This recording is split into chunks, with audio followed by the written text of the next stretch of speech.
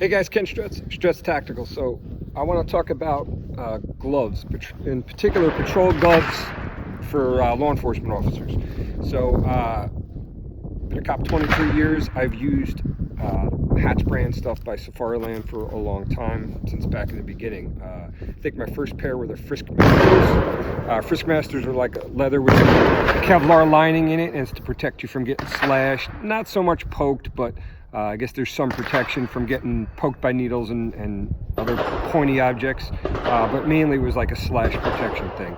I started in NYPD, and we used to search people all the time. Lots of stop, question, and frisk, lots of arrests and search incidental to arrest, etc. So don't like touching people, number one.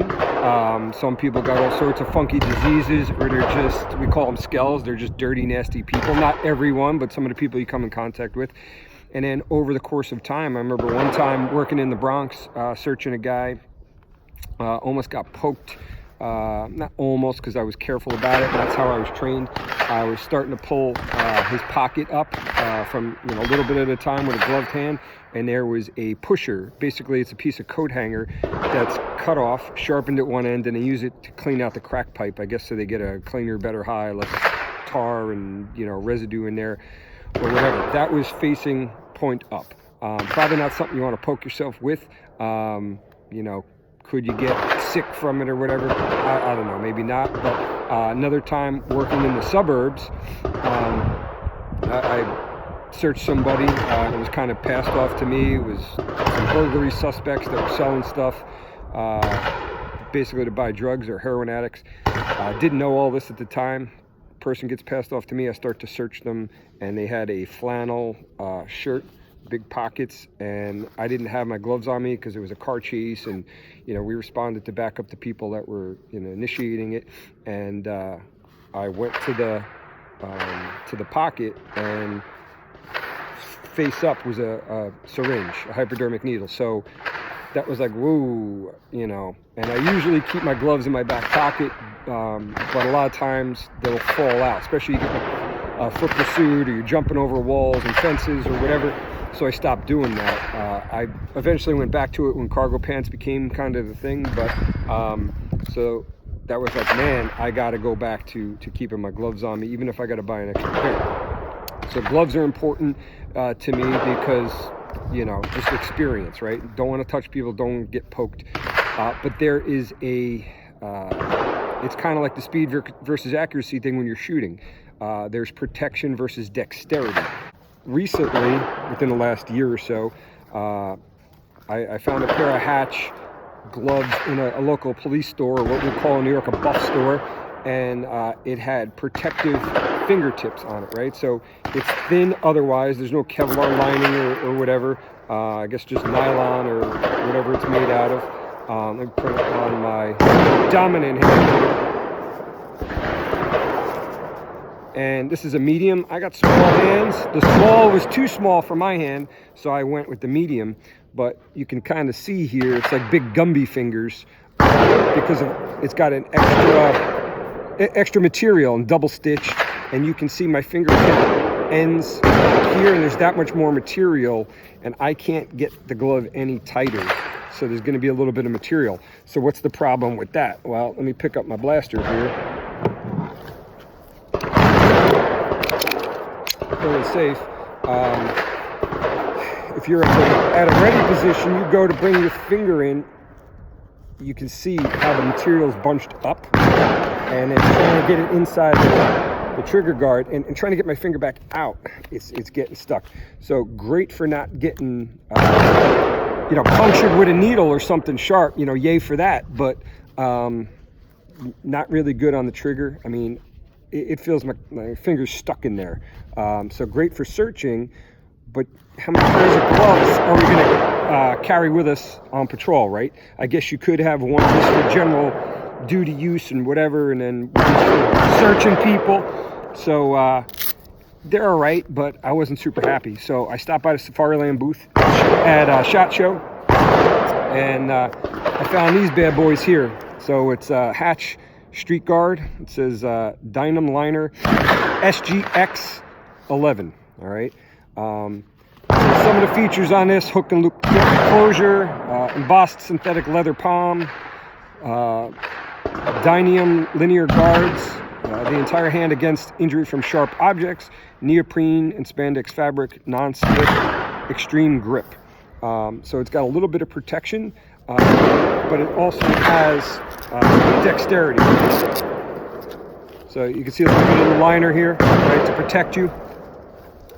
If I put it on my shooting hand,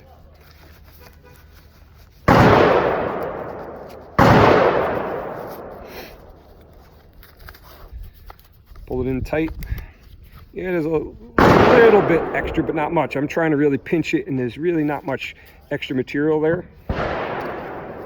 So if I grip my gun, fingers at a ready position, I got to shoot, my finger just comes right in. And you can see the movement, you can see daylight in here. It doesn't feel restricted in any way. You know, it's a glove, so it's not going to be the same as your bare skin. But again, duty use gloves, right? Protect you from getting slashed, poked. If you're running a patrol rifle and you had to engage someone and the gun got hot, protect you from burning your hands, or just training on the range with it, right? Not that cops get in a lot of gunfights, but sharp edges from rails and whatnot. So it gives you some protection for a lot of reasons, but then you also have the dexterity. I can feel my trigger here. So I got protection and I got dexterity, right? So it's a good balance. Also, down the line, they got another glove that's coming out. It's in the prototype stage, and Safariland's going to send me a pair to test out and do a video on and talk a little bit about that. And I wore the T&E version, or the prototype version, if you will, at SHOT Show, and it seems even better than this. So these are good for right now, and then when I get my hands on a prototype, I'll do a video on that. So what I'm going to do now is load up and just manipulate my holster, duty rig with retention, do some shooting with it, see how the trigger feels with the gloves on and everything, and give you guys my initial impression. Obviously, they're still brand new. Got these at SHOT Show, and here we are a few weeks later, and I finally got a chance to get to the range and get some trigger time wearing the gloves. But so far, so good. All right.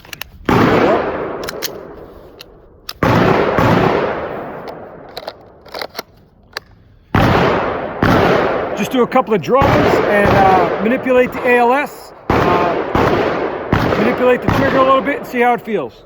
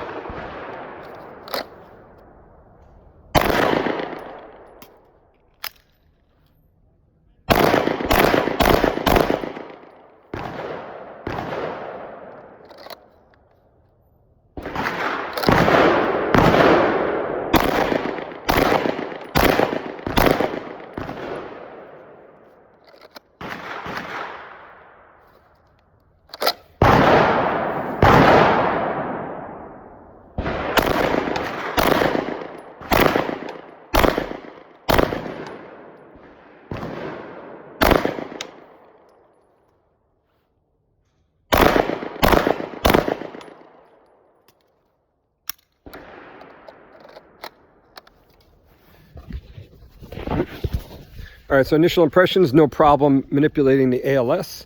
Could definitely feel the trigger really good, could feel the reset really good. Strong hand, weak hand, whatever, no issues there. Probably only at about, I don't know, 9-10 yards from the target, but give you an idea of the target here. So however many rounds I fired here, that one's kind of way low, not shooting super slow. Not totally burning it down either. Definitely not the same as a bare finger, but I could definitely feel the trigger fine. I could feel the ALS, retention button, no issues, no extra material. It didn't feel bulky. I can get my finger in and out of the trigger really good. So what I'm going to do is just mark what's outside of the head there, and I'm going to push back to 25 and see how it affects, wearing the gloves affects your accuracy. And all gloves are going to, you know, again, it's the balance of dexterity and protection, right? So it's not going to be the same as your bare finger. So you got to practice with them. Also, the more you wear the gloves and they break in, and some of the material will wear away, but then that also comes down to, now is the time for another pair of gloves. So again, it's just one of those things. The amount of protection you need, and then the amount of dexterity you need, you know, one of those deals, right? So let's push back to 25 and do some slow fire and see how that works out.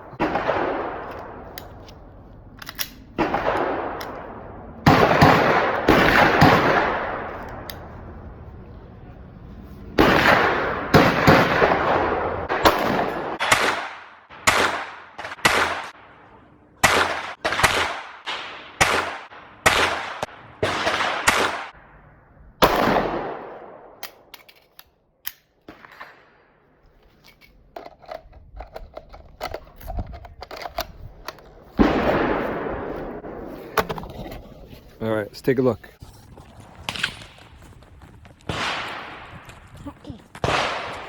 All right.